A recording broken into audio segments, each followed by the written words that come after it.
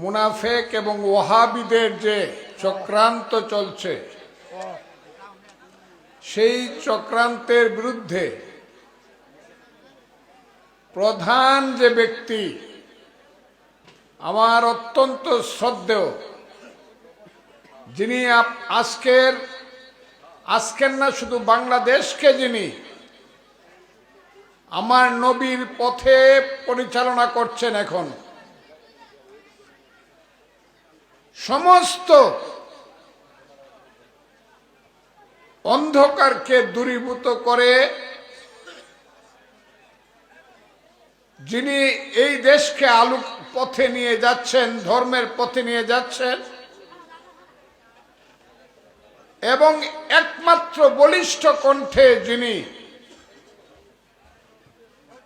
ওয়াহাবিদেরকে প্রতিহত করছেন,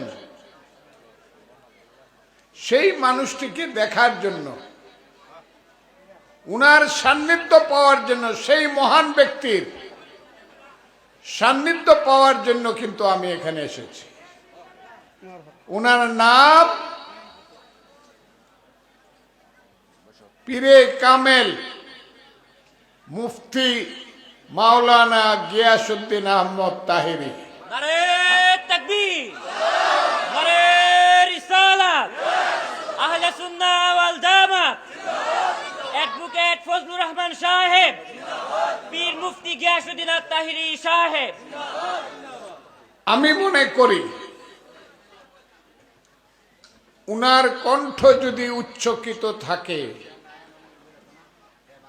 তাইলে বাংলাদেশে কোনোদিন সুন্নিয়াতের পরাজয় হবে না। কারণ একটা স্কুলে যখন আপনি লেখাপড়া করতে যাবেন, স্কুলে লেখাপড়া না করলে কারো জ্ঞান অর্জন হয় না। সেই জ্ঞান অর্জনের জন্য যিনি আপনাকে শিক্ষা দিবেন ক্লাস 1 থেকে 5 পর্যন্ত, তিনি আপনার শিক্ষক।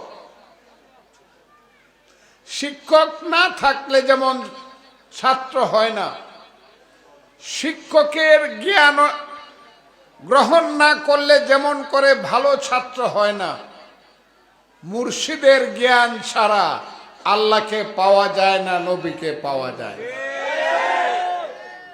ক্লাস করতে হবে, শিক্ষক লাগবে।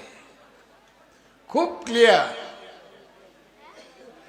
এই যে শরীয়ত, তরিকত, মারফত, হাকিকত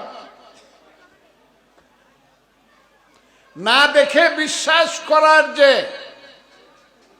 ঈমান, সেই ঈমানকে যদি জীবিত রাখতে হয় এবং আরো শক্তিশালী করতে হয়,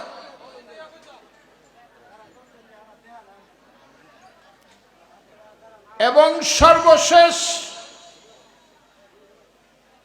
আল্লাহকে পাওয়ার পথে যদি সর্বশেষ ফানা ফিল্লাহ বাকি বিল্লাহর পথে যেতে হয়, আপনাকে অবশ্যই মুর্শিদের পথে যেতে হবে।